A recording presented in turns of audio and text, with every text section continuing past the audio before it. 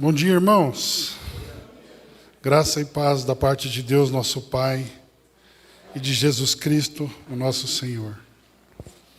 Estamos muito felizes, sempre alegres, porque grandes coisas fez o Senhor por nós, como diz o Salmo. Antes de nós compartilharmos a palavra, eu quero dizer que na próxima quarta-feira, a partir da próxima quarta-feira, ou dizendo melhor, nas quartas-feiras do mês de junho, nós estaremos fazendo aqui de quarta-feira evangelização, ou melhor, um treinamento de evangelização.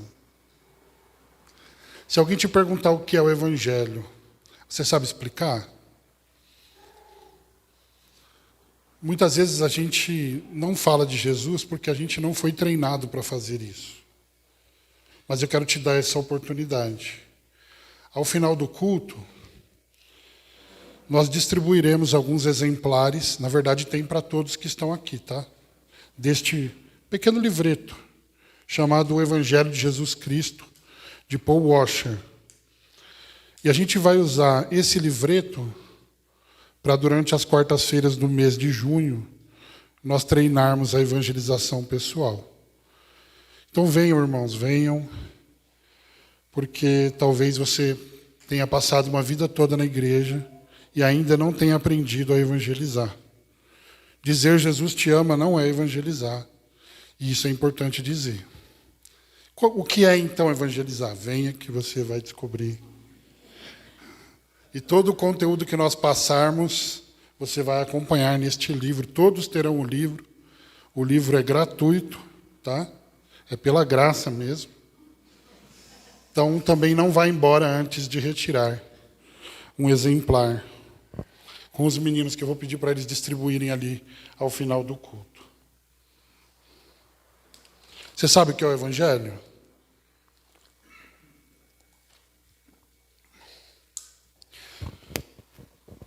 Vamos orar mais uma vez? Senhor, obrigado pela riqueza da Tua revelação. E obrigado pela Tua palavra, que é viva e eficaz. E que ela não somente é viva, como ela também transmite vida para aqueles que a ouvem. A minha oração é para que o Senhor abra os nossos olhos, as nossas mentes, os nossos ouvidos. E faça em nós a Tua obra, para a honra e glória do Seu nome.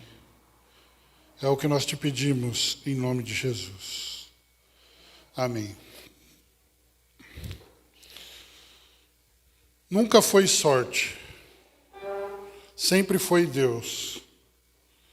Será que esse é um bom título de sermão? Não, esse não é um bom título de sermão. Porque na maioria das vezes que as pessoas empregam essa frase, elas estão falando de coisas que aparentemente estão dando certo na vida delas. Quando elas estão conseguindo conquistar o que desejam, por exemplo, um salário melhor, um apartamento maior, uma condição de vida melhor, um sonho realizado, é nesse momento que as pessoas dizem: não foi sorte, sempre foi Deus. Porém, essas mesmas pessoas, quando elas perdem o emprego, quando elas ficam enfermas, quando elas batem o carro, quando elas perdem um ente querido, ou sofrem algum tipo de tragédia, elas nunca dizem, nunca foi azar, sempre foi Deus. E quando elas agem dessa forma, elas agem como se o Senhor fosse o autor de todas as coisas boas desta vida, mas como se Ele jamais tivesse algo a ver com aquilo que acontece em nossas vidas no dia mau. Por isso, esse título não é um bom título de sermão. Mas, ao mesmo tempo, sim, esse é um bom título de sermão. Porque é uma boa oportunidade para nós explicarmos que a vida não é um amontoado de acontecimentos aleatórios sem propósitos, num universo de possibilidades. Em primeiro lugar, irmãos, eu e você não somos fruto do acaso. Nós não somos um acidente dentro do tempo. Mas a Bíblia diz que há um Deus que nos criou de propósito e com um propósito. Ele nos criou para nós adorarmos o nome dele, para nós nos deleitarmos nele. E em segundo lugar, querendo ou não, gostando ou não, Deus tem o controle absoluto de todas as circunstâncias, inclusive das nossas vidas, sendo Ele tanto o autor dos dias bons, como o autor dos dias maus. Eu quero ler 3 textos que comprovam o que eu estou falando. O primeiro é Salmo 139:16, que diz assim, o salmista: Teus olhos viram a minha substância ainda sem forma, e no teu livro os dias foram escritos. Sim, todos os dias que me foram ordenados, quando nenhum deles ainda havia. O salmista está dizendo que antes mesmo de nós nascermos, todos os nossos dias estavam escritos num livro. Eclesiastes 7,14 diz: Alegra-te no dia da prosperidade, mas no dia da adversidade, considera que Deus fez tanto um como o outro.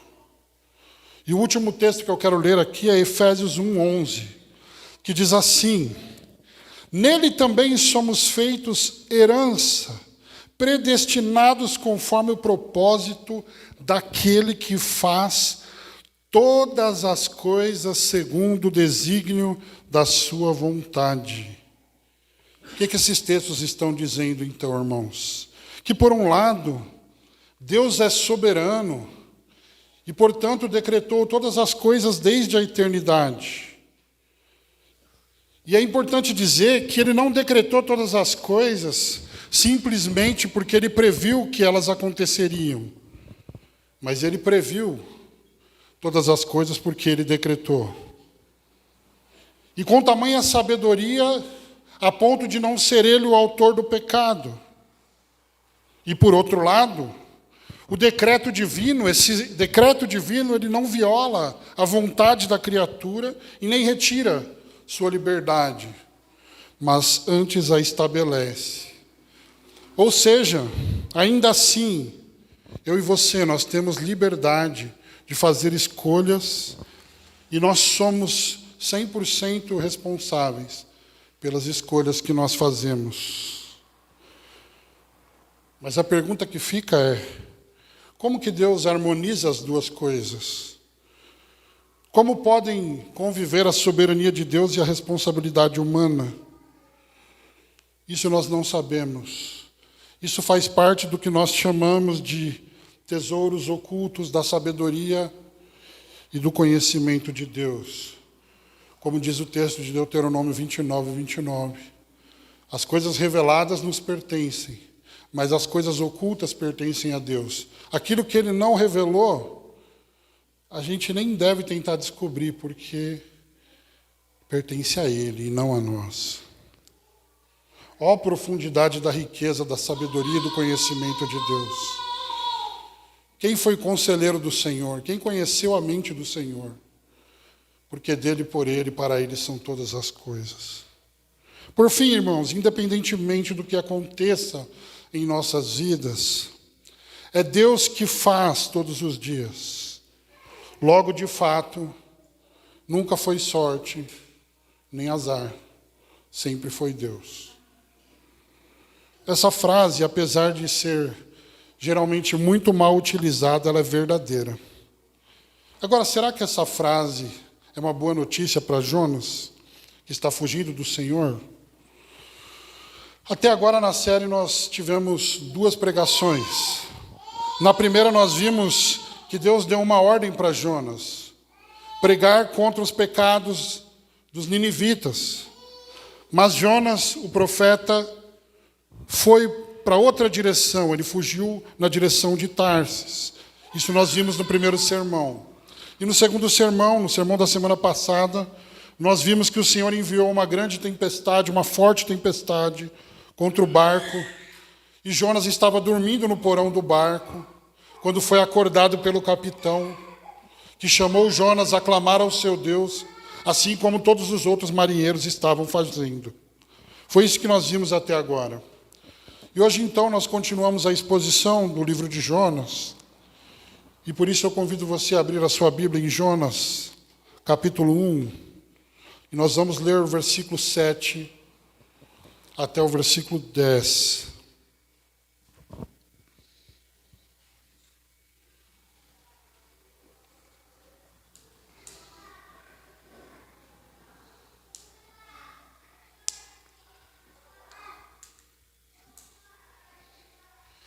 Jonas capítulo 1, nós vamos ler do versículo 7 até o versículo 10. Diz assim a palavra do Senhor. E cada um dizia ao seu companheiro: vinde e lancemos sortes, para sabermos quem é o culpado por essa tragédia que nos sobreveio. Então lançaram sortes, e a sorte caiu sobre Jonas.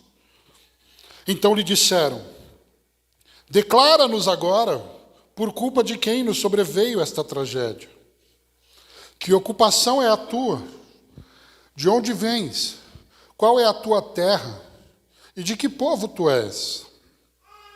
Ele lhes respondeu: eu sou hebreu, adorador do Senhor, o Deus do céu, que fez o mar e a terra seca.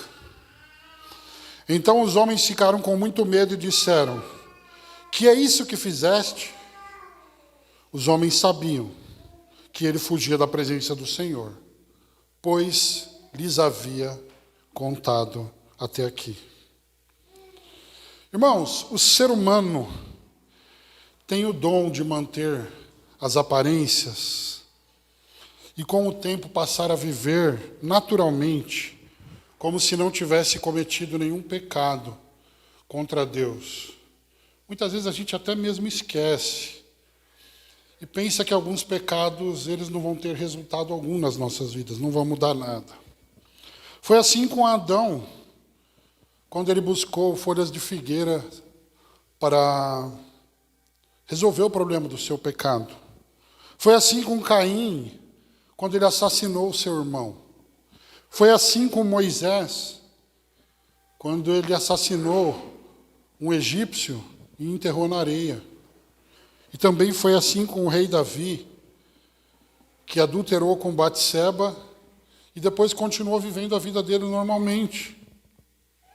E é assim com Jonas também, que apesar de estar fugindo da presença do Senhor, agora ele dorme no porão de uma embarcação. Vida que segue. Porém, há um momento em que Deus vai ao encontro de Adão. E também há um momento, se você lê em Gênesis, que o Senhor pergunta a Caim sobre o seu irmão. Há um momento em que um hebreu inquiriu Moisés a respeito do egípcio que ele enterrou na areia. E também há um momento em que o profeta Natã repreende Davi 1 ano depois pelo adultério. E a verdade é que pecados escondidos não ficam escondidos para sempre. Em algum momento, nem que seja no juízo final, eles serão expostos. Não adianta a gente querer viver normalmente com os nossos pecados de estimação escondidos, porque a Escritura diz que os nossos pecados serão expostos. Se você conseguir esconder de todo mundo durante toda a vida, ninguém vai conseguir esconder no dia final, no dia do julgamento, onde todo homem deverá prestar contas diante de Deus da sua vida. E veja bem, a vida de Jonas parece normal, até que os marinheiros começam a dizer: vinde, lancemos sortes, para sabermos quem é o culpado por essa tragédia que nos sobreveio. Irmãos, aqueles marinheiros eram experientes o suficiente para saberem que uma tempestade daquela não era comum, nem naquela estação, nem na região onde eles estavam. Então eles entenderam que alguém tinha pecado e que alguém tinha irritado alguma divindade. E é por isso que o mar estava tão turbulento. É por isso que a chuva estava ali tão tempestuosa. E aí, então, esses marinheiros começam a procurar qual é a divindade que está irritada e quem foi o sujeito que cometeu o pecado para irritar a divindade. E naquele tempo, irmãos, era comum tentar encontrar o culpado através de um sorteio. Isso já resolveria muitos problemas em casa, né? Eu lembro quando a gente era criança chutando bola em casa, daí a pouco um deu um chute na bola e estourou a lâmpada. E na hora, quem foi? Ninguém fala nada. Já pensou? Eu vou colocar o nome dos 3 aqui e vou sortear para descobrir quem foi. Enfim, era uma prática da época. E pelo menos até aqui, Jonas parece tranquilo. Até porque, pelo tamanho do barco, estima-se que a tripulação tinha algo entre 100 e 120 pessoas. Isso significa que a chance de Jonas ser sorteado aqui é quase nula. 1 em 120, o que resulta em uma possibilidade de menos de 1%. Talvez Jonas, na hora que que os caras falaram, vamos fazer um sorteio aqui para descobrir quem é o culpado. Talvez ele tenha ficado aliviado, porque tem muita gente aqui. Não é possível que vai cair em mim, né? Pois bem, o sorteio foi realizado e a sorte, ou se você preferir o azar, caiu em cima de Jonas. Será que Jonas interpretou esse acontecimento como coincidência? Bom, eu não sei, o texto não fala, mas de qualquer forma, nós sabemos que não foi sorte, foi Deus. Foi o próprio Deus que fez com que o sorteio apontasse para Jonas de primeira. E eu acho que mesmo que alguém ali tivesse dito assim, se Jonas for o culpado, que essa moeda que eu vou soltar agora fique em pé. E ela soltasse, a moeda ficava em pé. Porque Deus queria apontar para Jonas. Só que tem um teólogo chamado John Walton, que ele vai dizer uma coisa muito interessante. Ele diz, abre aspas, como resultado, as sortes não foram lançadas para determinar quem era o culpado, mas para decidir quem seria o primeiro a dar informações a respeito de si mesmo que pudessem envolver alguma ofensa aos deuses. E isso parece fazer sentido porque, quando a sorte caiu sobre Jonas, ao invés de os marinheiros o acusarem, eles disseram, declara-nos agora por culpa de quem nos sobreveio esta tragédia. Ou seja, Deus não estava acusando Jonas diretamente, mas ele estava lhe oferecendo uma oportunidade de recomeçar, através do reconhecimento da sua própria culpa e do seu pecado.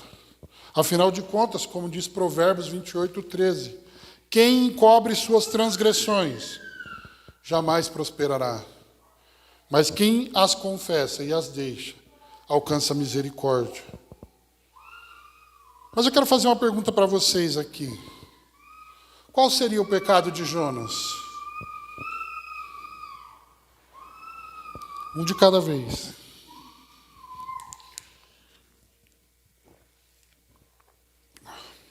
Fugir de Deus? Tentar fugir de Deus, porque não é possível fugir de Deus, né? Sim, tentar fugir de Deus é pecado. Só que esse pecado, ele na verdade era um sintoma de um pecado muito maior e profundamente enraizado no coração de Jonas. E os marinheiros, eles fizeram um interrogatório com Jonas. E esse interrogatório nos ajuda a perceber o que havia de errado com Jonas. Olha só, versículo 8. Que ocupação é a tua? De onde vens? Qual é a tua terra? E de que povo tu és? Uma chuva de perguntas para cima de Jonas. Eles queriam saber qual era o trabalho de Jonas. Eles queriam saber qual era a missão de Jonas. Eles queriam saber qual era o propósito de Jonas. Eles queriam saber qual era a origem, qual era o país e qual era a nacionalidade de Jonas. E a resposta de Jonas, no versículo 9, é: eu sou hebreu, adorador do Senhor, o Deus do céu, que fez o mar e a terra seca. E pelo menos numa primeira impressão, parece que não tem nada errado com a resposta de Jonas. Só que se nós olharmos atentamente para essa resposta de Jonas, nós vamos perceber que tem algo errado, sim. Sabe por quê? Porque, em primeiro lugar, Jonas diz, eu sou hebreu. E somente depois ele diz, adorador do Senhor. E é justamente aqui onde está o pecado de Jonas.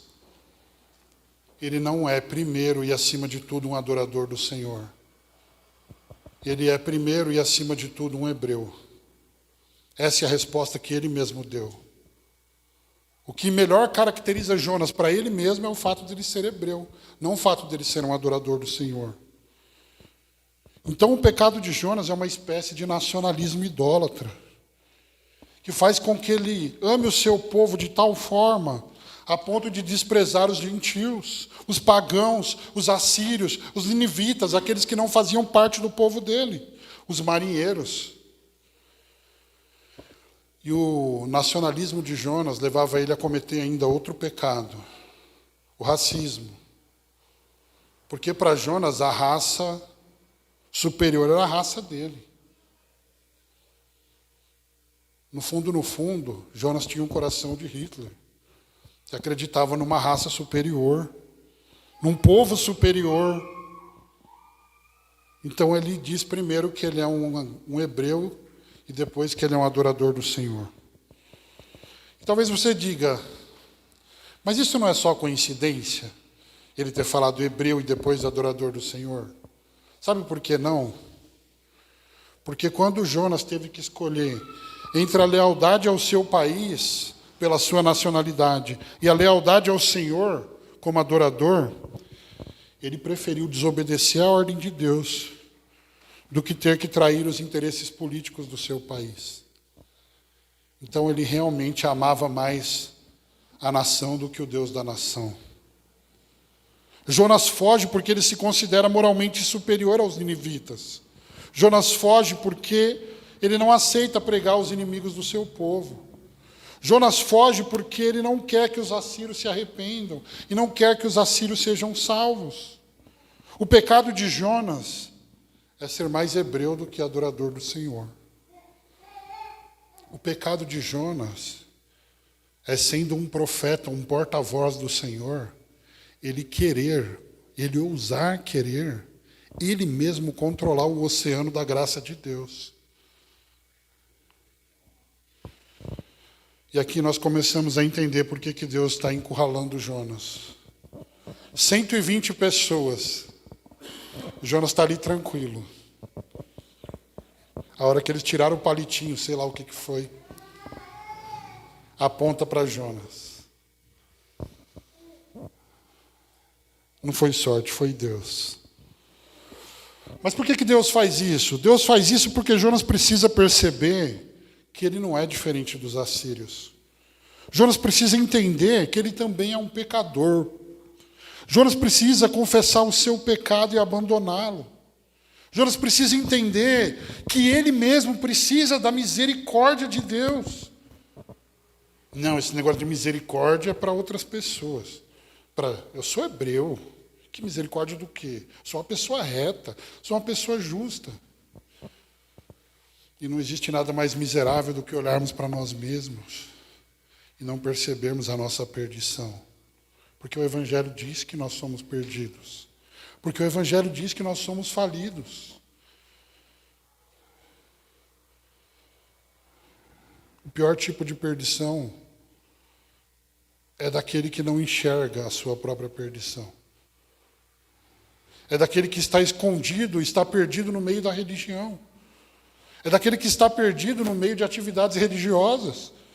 Eu frequento a igreja, eu frequento os estudos, eu sou batizado, eu vou com a minha mãe na igreja.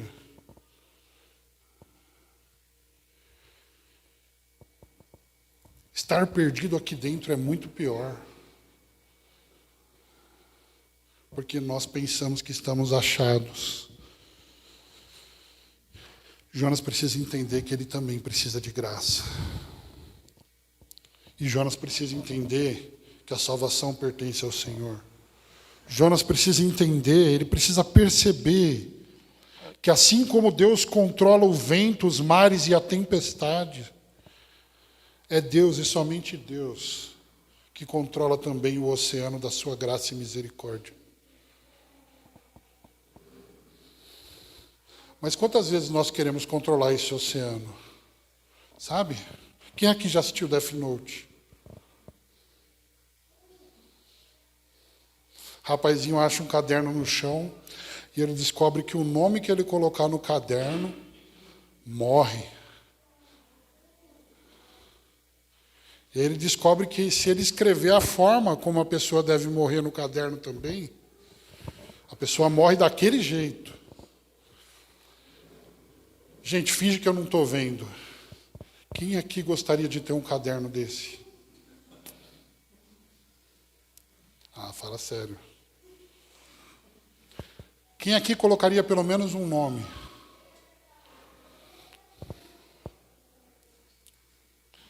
Nós queremos, no fundo, assumindo ou não, ter o controle sobre quem vai vir o juízo e sobre quem vai vir a graça.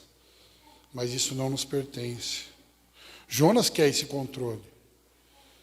Ele quer escolher quem se arrepende e quem não se arrepende.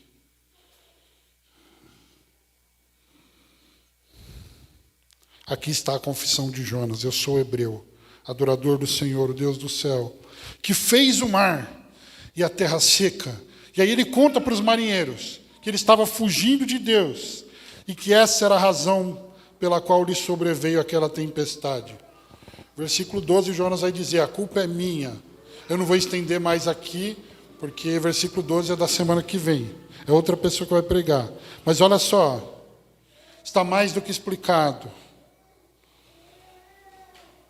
Jonas acabou de dizer quem é o Deus ofendido. O Deus do céu que fez o mar e a terra seca. Está explicado. O Deus que criou o mar, ele está agitando os mares contra a tripulação por causa dos pecados de Jonas. E isso fez com que os marinheiros ficassem com muito medo do Senhor dos mares. Desse curioso Senhor dos mares que eles não conheciam. E, irmãos, é bom que eles tivessem medo mesmo. Sabe por quê? Porque o Salmo 93, versículo 4 diz: o Senhor é mais poderoso nas alturas do que o ruído das águas turbulentas, mais do que as ondas estrondosas do mar.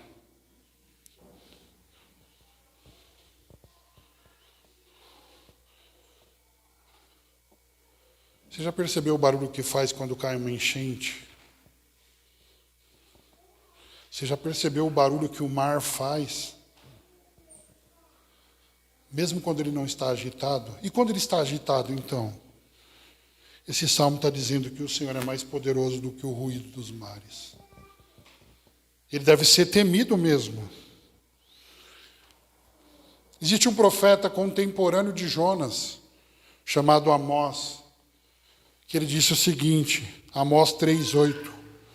O leão rugiu, quem não temerá? O Senhor Deus falou, quem não profetizará? Jonas. O leão rugiu, mas Jonas não temeu. O Senhor falou, mas Jonas não profetizou. Jonas fugiu. Jonas não deu ouvidos à voz expressa na palavra de Deus. E agora o Senhor dos mares está falando com Jonas através da natureza. Você consegue imaginar o coração de Jonas agora? Ele olha para aquele mar em movimento assim, jogando o barco de um lado para o outro, ele olha para a tempestade, ele olha para o trovão, e ele consegue nitidamente ouvir ali a voz de Deus através desses eventos. Ele não ouviu a voz de Deus expressa, a vontade de Deus expressa. E agora Deus fala através da fúria da natureza. E antes de passar para a aplicação, eu só quero ler o Salmo 29, para nós temermos ainda mais a voz desse Deus. Olha só o que diz o Salmo 29. Tributai ao Senhor, seres angelicais. Tributai glória e força ao Senhor. Tributai ao Senhor a glória devida ao seu nome. Adorai o Senhor na beleza da sua santidade. Ouve-se a voz do Senhor sobre as águas. O Deus da glória troveja. O Senhor está sobre as muitas águas. A voz do Senhor é poderosa. A voz do Senhor é cheia de majestade. A voz do Senhor quebra os cedros. Sim, o Senhor despedaça os cedros do Líbano. Ele faz o Líbano saltar como um bezerro e Sirion como um garrote selvagem. A voz do Senhor lança chamas de fogo. A voz do Senhor faz tremer o deserto. O Senhor faz tremer o deserto de Cádiz. A voz do Senhor derruba os carvalhos e desnuda as florestas. E no seu templo todos dizem glória. O Senhor está entronizado sobre o dilúvio. O Senhor se assenta como rei para sempre.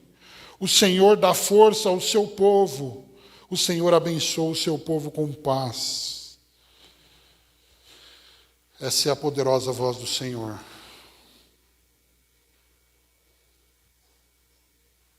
Deus está falando através da tempestade. Deus está falando através da agitação dos mares.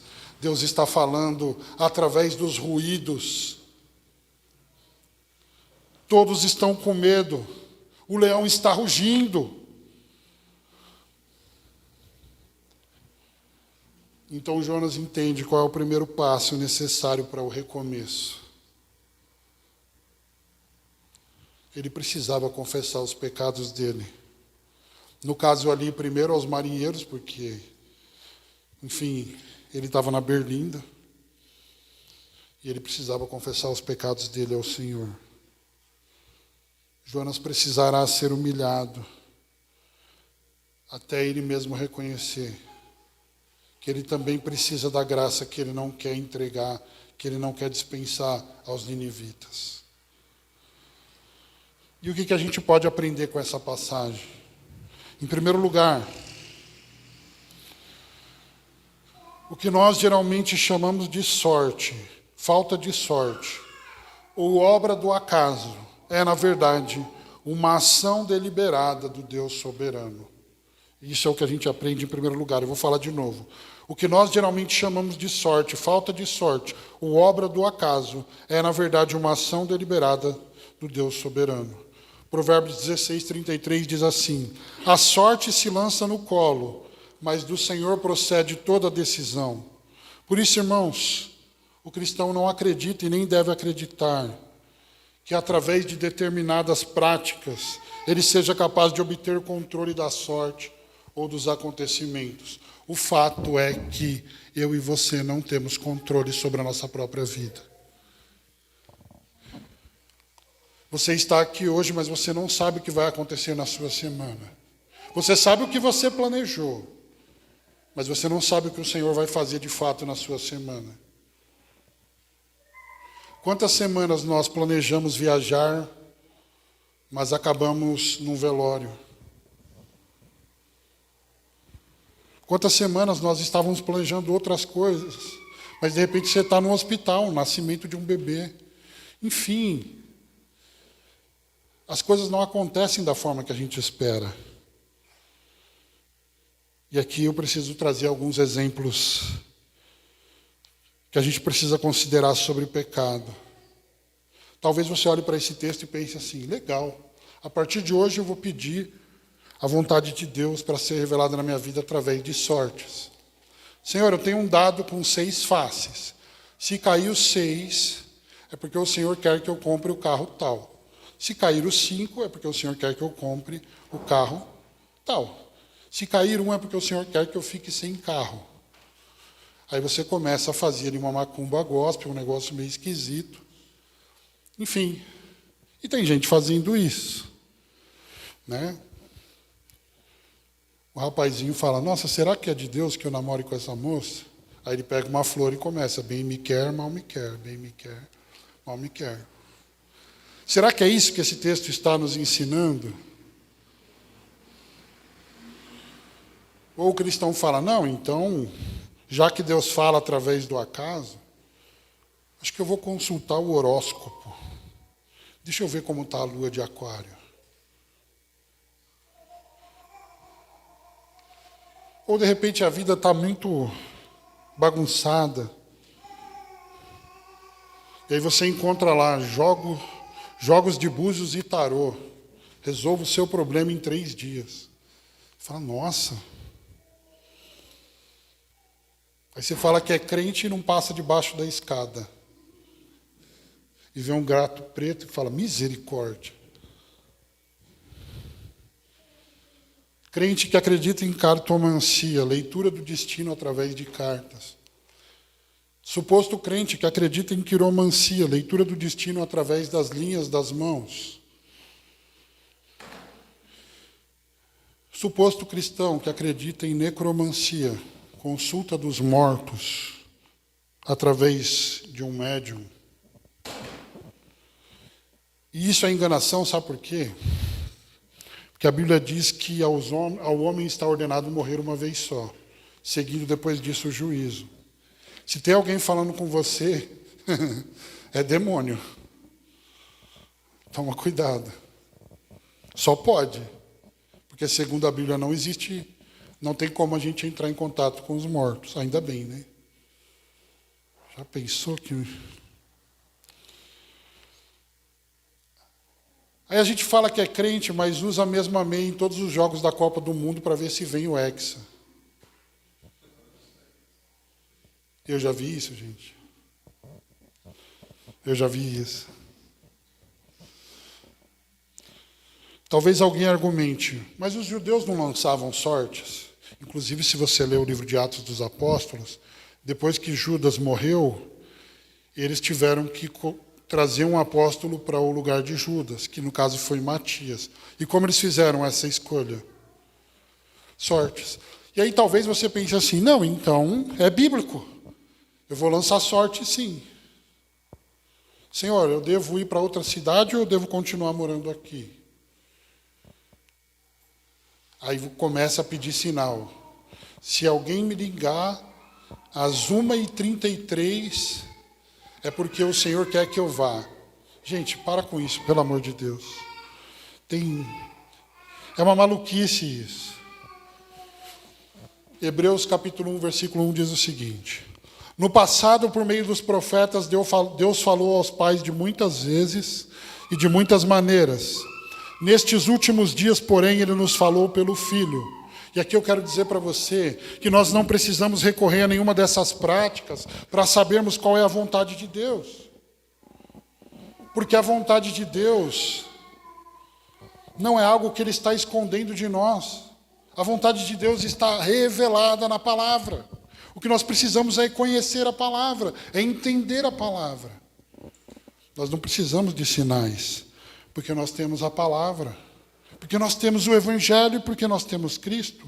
E se nós desejamos uma revelação fora da palavra, fora do Evangelho, ou fora de Cristo, nós estamos desprezando essa revelação suficiente de Deus, que é a palavra, o Evangelho e Cristo. Não queira outra revelação além da palavra do Evangelho de Cristo. Nós não precisamos de revelações extra-bíblicas. Nós não precisamos de eis que eu te digo de mim mesmo. Nós não precisamos de o Senhor está, assim diz o Senhor.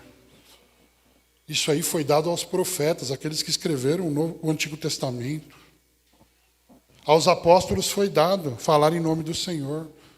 Mas a partir do momento que a Escritura, o cânon das Escrituras, os livros inspirados, está na nossa mão, nós não precisamos de revelação extra-bíblica. Nós não precisamos de nenhuma outra verdade, senão a verdade do Evangelho, e de nenhuma outra manifestação pessoal, senão a manifestação do Cristo encarnado que veio até nós. Nós não precisamos. Então, em primeiro lugar, o que nós aprendemos é que o que nós geralmente chamamos de sorte, falta de sorte ou obra do acaso, é na verdade uma ação deliberada do Deus soberano. Então, considere que aquelas pessoas que estavam sorteando, elas não tinham a Escritura na sua completude como nós temos. E é por isso que o lançar sortes ainda fazia sentido ali. Mas para a gente não, nós temos uma revelação completa. Em segundo lugar, o que nós aprendemos aqui: não adianta vivermos escondendo os nossos pecados de todos, como se pudéssemos escondê-los de Deus. Uma hora nós prestaremos conta. Sabe quando você está brincando de esconde-esconde com a criança? E ela se esconde muito bem, né? Ela entra no lugar mais óbvio que você imaginar e ainda deixa um pedaço dela aparecendo. E aí você já sabe onde ela está. É assim somos nós, tentando esconder os nossos pecados de Deus. Nós podemos até esconder os nossos pecados dos homens, mas haverá um tempo em que a sorte apontará para você.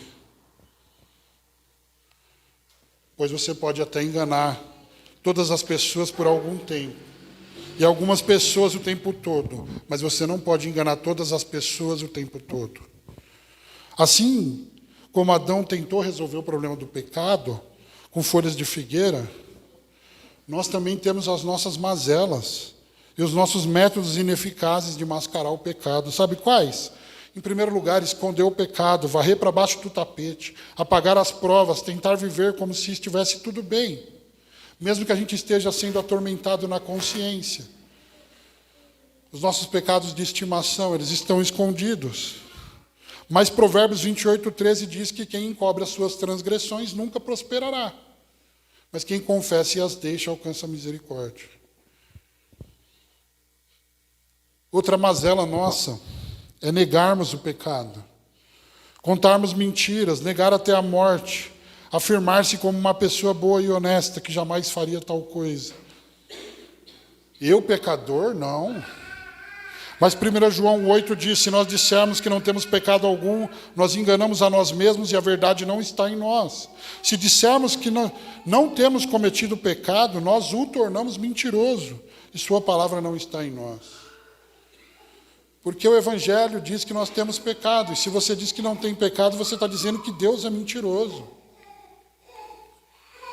Outra mazela, além de esconder o pecado ou negar o pecado, nós tentamos justificar os nossos pecados. Olha, eu menti sim, mas é porque eu peguei o que não me pertencia, mas tem uma explicação, é porque, olha, eu até fiz isso realmente, mas eu posso explicar tudo. Por isso que 1 Coríntios 11:31 vai dizer que se nós julgássemos a nós mesmos, nós não seríamos julgados.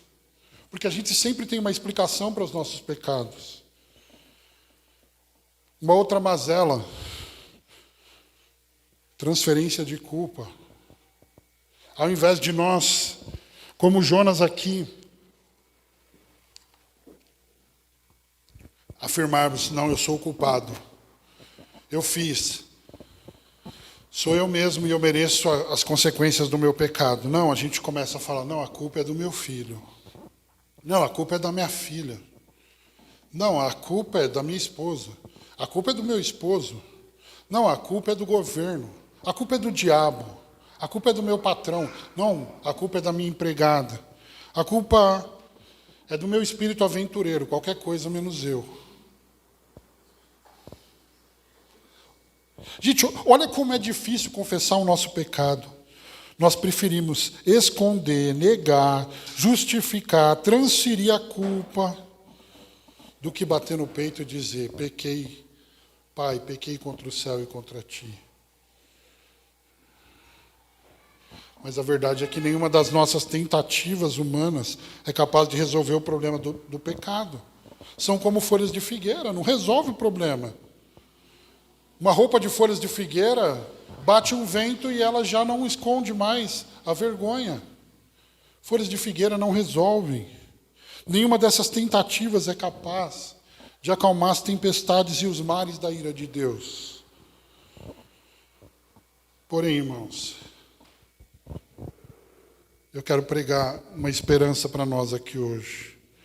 No futuro haveria um homem que daria ordem ao vento e à tempestade e ao mar, dizendo: aquieta-te. E aqueles que estavam com Jesus no barco, esse homem é Jesus, disseram: quem é este que até o vento e o mar lhe obedecem? O nome dele é Jesus Cristo. E ele é o único que foi capaz de aplacar o mar da ira de Deus. Mas para isso ele teve que levar sobre si cada gota dessa ira.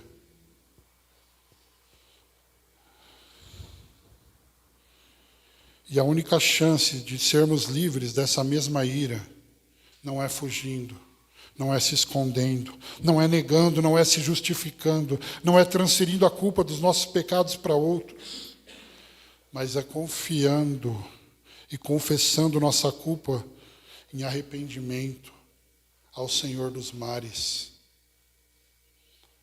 aquele que pode cessar a tempestade da ira de Deus contra nós.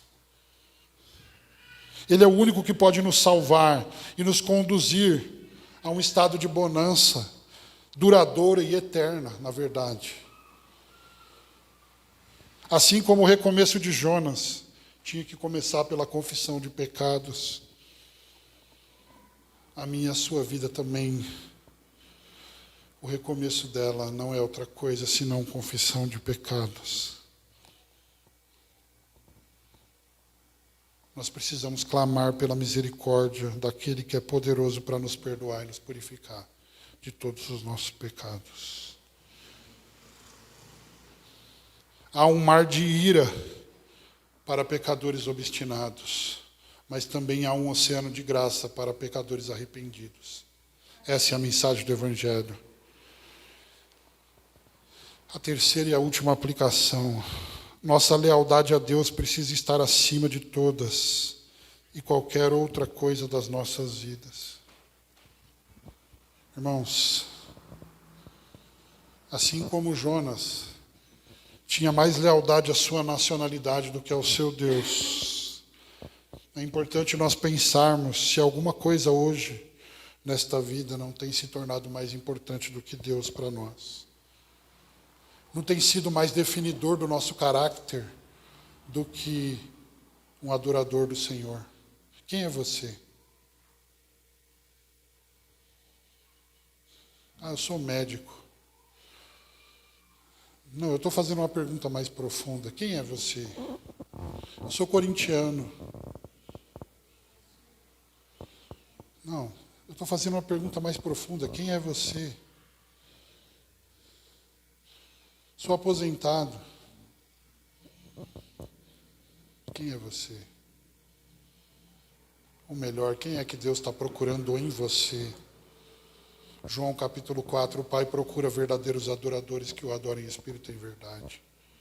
O médico vem depois do adorador. O engenheiro vem depois do adorador. O operador de máquinas vem depois do adorador. O hebreu vem depois do adorador. O paulista vem depois do adorador. O mineiro vem depois do adorador. O pastor vem depois do adorador. O pai vem depois do adorador. A mãe vem depois do adorador. O filho vem depois do adorador. Eu sou primeiramente adorador. Depois eu sou as outras coisas. Porque se eu for qualquer coisa antes de adorador, eu sou um idólatra.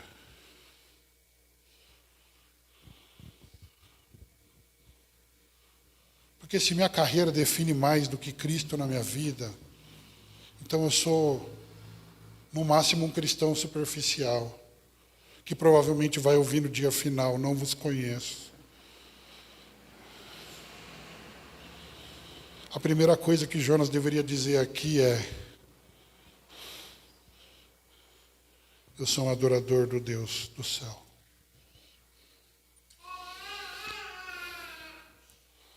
Mas na verdade não é ruim o fato de ele ter dito que era um hebreu antes. Sabe por quê? Porque ele está confessando. E a partir da confissão pode haver mudança. Eu não gosto de falar, olhe para a pessoa que está do seu lado. Isso é horrível. Mas olhe. Pergunta para ele: quem é você?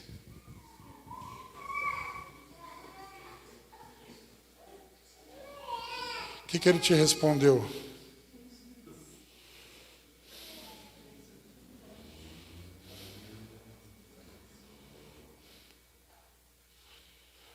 Meu irmão, não seja um crente reborn. O cristão verdadeiro, ele é primeiro um adorador. E é isso que define o restante do que ele é.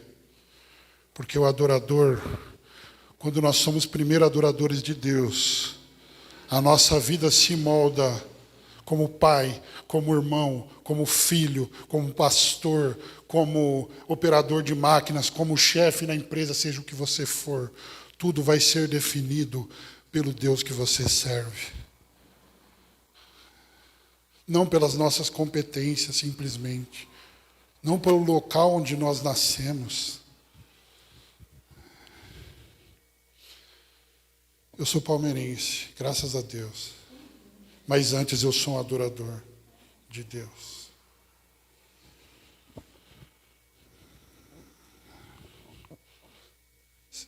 Alguns testes, e aqui a gente encerra algumas perguntas de teste para você pensar se você tem sido primeiramente um adorador ou outra coisa no lugar. O que consome a maior parte do tempo da sua vida? Diz que você é o quê? No que você mais gasta seu dinheiro?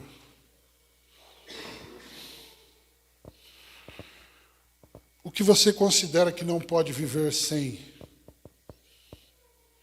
Em que você confia, acima de tudo, quando as coisas saem do controle? Onde está o seu coração? Você tem trocado o culto ao Senhor pelo quê? Você tem trocado devoção no dia a dia ao Senhor pelo quê? Você tem trocado estudos bíblicos e discipulado pelo quê? O resumo de toda a lei é amar a Deus acima de todas as coisas. Nós precisamos ser mais adoradores e discípulos do que qualquer outra coisa. Qualquer coisa que se torne mais importante que a adoração a Deus é um ídolo que precisa ser destronado nos nossos corações.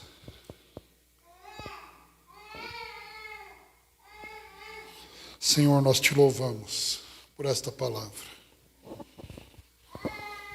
Nós te louvamos, Pai, porque o Senhor hoje nos chama a considerá-lo novamente o primeiro do nosso coração.